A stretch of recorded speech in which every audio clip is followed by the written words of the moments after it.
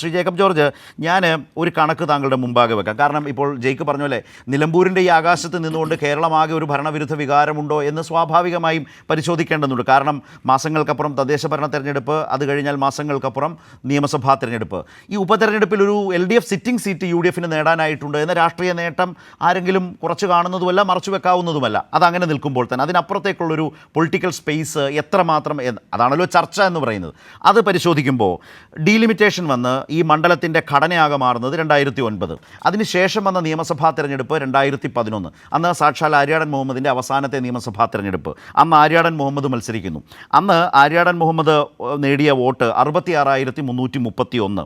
Professor Thomas Mathew എന്ന LDF സ്ഥാനാർത്ഥി അന്ന് വാങ്ങിയത്, ശ്രദ്ധിക്കണം, 60,733. എന്ന് വെച്ചാൽ ആര്യാടൻ മുഹമ്മദിൻ്റെ 2011 ഇന്നത്തെ നിലമ്പൂരിൻ്റെ, അത് പ്രസക്തമായതുകൊണ്ടാണ് ഞാൻ അങ്ങനെ പറയുന്നത്, ഇന്നത്തെ നിലമ്പൂർ നിയോജക മണ്ഡലത്തിൻ്റെ അതേ പാറ്റേണിലുള്ള അതേ നിലമ്പൂരിൽ അന്ന് ആര്യാടൻ മുഹമ്മദിൻ്റെ ഭൂരിപക്ഷം എന്ന് പറയുന്നത് 5,598. ഞാൻ 11 എടുക്കാൻ കാരണം എന്താണെന്ന് വെച്ചാൽ ശ്രീ ജേക്കബ് ജോർജ്, 16-ലും 21-ലും ഇടതുപക്ഷം ഒരു സ്വതന്ത്ര സ്ഥാനാർത്ഥിയായി അൻവറിൻ്റെ സഹായത്തോടു കൂടിയാണ് നിലമ്പൂരിനെ സമീപിച്ചത്. 2011 അതില്ല, അൻവറും അപ്പുറത്താണ്. 2025 വന്നപ്പോൾ 11 പോലെ തന്നെ സാഹചര്യം മാറുന്നു. അൻവർ പോകുന്നു, UDFുമായി സഹകരണത്തിൻ്റെ സാധ്യത തേടുന്നു, രാജിവെച്ചു കൊടുക്കുന്നു, ഉപതെരഞ്ഞെടുപ്പ് കൊണ്ടുവരുന്നു. അതൊക്കെ അറിയാമല്ലോ. പക്ഷേ സഹകരണത്തിലേക്ക് പോകാൻ കഴിയാതെ വഴിയിൽ പിശകി രണ്ട് വശത്ത് നിൽക്കുന്നു. ഇതൊക്കെയാണ് സംഭവിച്ചത്. അത് പോട്ടെ, അതല്ല ഞാൻ പറഞ്ഞു വരുന്നത്. ഇപ്പോൾ 2025 ഉപതെരഞ്ഞെടുപ്പ് വരുമ്പോൾ ആര്യാടൻ ഷൗക്കത്ത് മത്സരിക്കുന്നു. ആര്യാടൻ ഷൗക്കത്തും M സ്വരാജും തമ്മിൽ മത്സരിക്കുമ്പോൾ ആര്യാടൻ ഷൗക്കത്തിൻ്റെ ഭൂരിപക്ഷം എന്ന് പറയുന്നത് 11,077. എന്ന് വെച്ചാൽ ആര്യാടൻ മുഹമ്മദിന് കിട്ടിയതിനേക്കാൾ 5,479 വർധന മാത്രമാണ് സംഭവിച്ചിട്ടുള്ളത്. 5,479 വർധന മാത്രം. 2011 തോമസ് മാത്യു എന്ന LDF സ്ഥാനാർത്ഥി അന്ന് പിടിച്ച വോട്ട് ആര്യാടൻ മുഹമ്മദിനെതിരെ പിടിച്ചത് 60,733. സ്വരാജിന് ഇവിടെ നേടാനായത് 66,159. എന്ന് വെച്ചാൽ 5,426 വോട്ടിൻ്റെ അധിക സമാഹരണം. അപ്പോൾ നാമമാത്രമായ വർധനവേ സംഭവിച്ചിട്ടുള്ളൂ.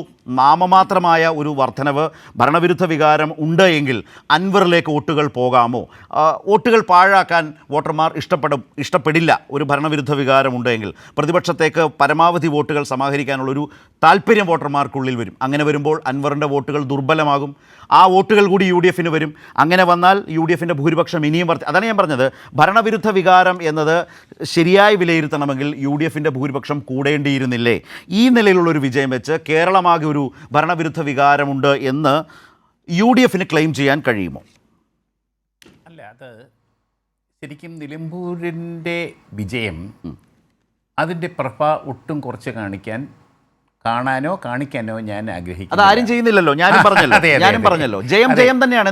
ജയം തന്നെയാണ്. ഒരു വോട്ടിന്റെ ജയമാണെങ്കിലും അവിടെ ആര്യാടൻ ഷൗക്കത്ത് തിളക്കമാർന്ന വിജയം കഴിച്ചു. പക്ഷേ ഒരു മണിക്കൂറും അത് മാത്രം പറഞ്ഞുകൊണ്ടിരിക്കാൻ നമുക്ക് കഴിയില്ലല്ലോ. അല്ലല്ല, ഒരു ജയപരാജയങ്ങളുടെ ഘടകങ്ങളെ വിലയിരുത്താനാണല്ലോ ഈ ചർച്ച എന്ന് പറയുന്നത്. അതെ, അതിന് മുന്നോട്ട് പോകണം. ഞാൻ ആ ഒരു വരി പറഞ്ഞ് തുടങ്ങുന്നതാണ്. അല്ല, ഞാൻ താങ്കളോട് പറഞ്ഞല്ല, നിജേഷൂടെ കേൾക്കാൻ വേണ്ടി പറഞ്ഞു. അതെ, നിജേഷ് പറഞ്ഞത് ശരിയാണ്, യാതൊരു സംശയമില്ല. ഒരു തിളക്കമാർന്ന വിജയം തന്നെയാണ്. ഞാനതിൽ കാണുന്നത് VD സതീശൻ്റെ ഒരു വിജയമാണ്. VD സതീശൻ്റെ ചില കൃത്യമായ ഇടപെടലുകളുണ്ട്. ഒന്ന്, KPCC അധ്യക്ഷനെ ഇദ്ദേഹത്തെ കൊണ്ടുപോയാൽ നടക്കുകയില്ല, അതുകൊണ്ട് അദ്ദേഹത്തെ മാറ്റിത്തരണം. ഹൈക്കമാൻഡിനോട് നിർബന്ധം പിടിച്ചു, അത് നടന്നു. അത് കഴിഞ്ഞ് അദ്ദേഹം അൻവറിൻ്റെ അടുത്ത് കർശനമായ നിലപാടെടുത്തു. അൻവർ പറഞ്ഞു, എനിക്ക് ആഭ്യന്തരമന്ത്രി സ്ഥാനം വേണം, മറ്റേത് വേണം, വിദ്യാഭ്യാസം ഏതാണ്ടൊക്കെ വേണം, വകുപ്പുകൾ വേണം, ഉപമുഖ്യമന്ത്രി സ്ഥാനം ചോദിച്ചോ ഇല്ലയോ എന്നറിയില്ല. രഹസ്യമായിട്ട് പല കാര്യങ്ങളും ഡിമാൻഡും വെച്ചു. അതൊന്നും അംഗീകരിച്ചില്ല, പൊക്കോളം പറഞ്ഞു, പോയി. അപ്പോഴേ അങ്ങനെയൊക്കെ നേടിയ ഒരു വിജയത്തിന് അതിൻ്റേതായ ഒരു നിറപ്പകിട്ടുണ്ട് എന്നുള്ള കാര്യം സമ്മതിക്കുന്നു.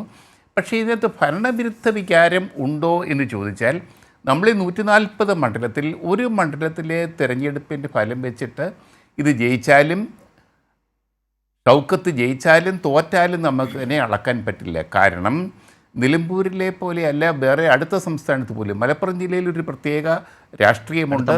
അവിടെ ഏറ്റവും വലിയ പാർട്ടി മുസ്ലിം ലീഗാണ്, ഏറ്റവും പ്രധാനപ്പെട്ട പാർട്ടി മുസ്ലിം ലീഗ്, കോൺഗ്രസ്. ഇത് രണ്ടും കൂടെ കൂടിയാൽ രാഷ്ട്രീയമായിട്ട് വലിയൊരു ശക്തിയാവും.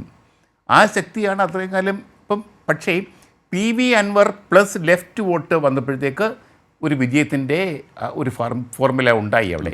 അതുകൊണ്ട് അവിടെ വിജയിച്ചു. ആ അൻവർ പോയി, അവിടെയാണ് ഞാൻ ശ്രീ ജേക്കബ് ജോർജ് ചോദിച്ചത്.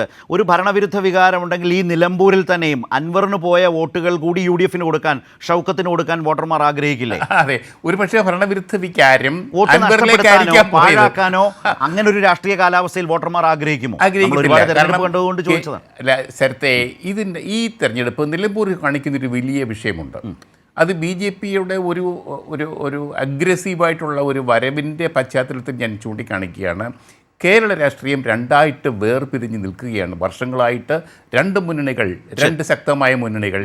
ഇത് ഒരു ഭരണത്തുടർച്ച നേടി പിണറായി വിജയൻ രണ്ടാമത് മുഖ്യമന്ത്രിയായി ഭരിക്കുമ്പോൾ നടക്കുന്ന ഉപതെരഞ്ഞെടുപ്പുകളിൽ ചേലക്കര ഒഴിച്ചും ബാക്കിയെല്ലാം ജയിച്ചു. അത് VD സതീശൻ്റെ വിജയമായിട്ട് തന്നെയാണ് ഞാൻ കാണുന്നത്. പക്ഷേ അതൊക്കെ സിറ്റിംഗ് സീറ്റായിരുന്നു. ഇത് സിറ്റിംഗ് സെറ്റ് അല്ല എന്നുള്ളൊരു വ്യത്യാസം മാത്രമുണ്ട്. പക്ഷേ ഇതുകൊണ്ട് ഭരണവിരുദ്ധ വികാരം കൊണ്ടാണ് ഈ നിലമ്പൂർ പിടിച്ചടക്കിയത് എന്ന് പറയുന്നതിൽ രാഷ്ട്രീയമായിട്ട് ശരി അധികമില്ല എന്ന് തന്നെയാണ് എൻ്റെ പക്ഷം. ശരി.